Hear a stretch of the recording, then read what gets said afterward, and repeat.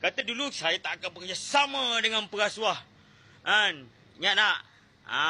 Nak suruh saya berjaya dengan bekerjasama dengan perasuah. Cari presiden lain. Tapi hakikat dia, bapak kau ni bukan takbur dan bongkak. Malah apa? Penipu. Engkau tahu kan? Engkau tahu kan? Engkau tolong tegur sikit bapak engkau tu. Jangan takbur, riak dan bongkak.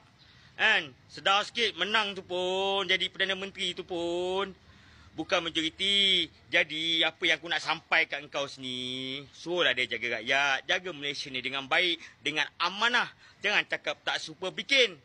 Kau faham? Sebab negara ni bukan bapak engkau punya. Okey, faham? Nurizah. Engkau pun sama. Engkau pun tu dah kalah dekat Perubatan Power.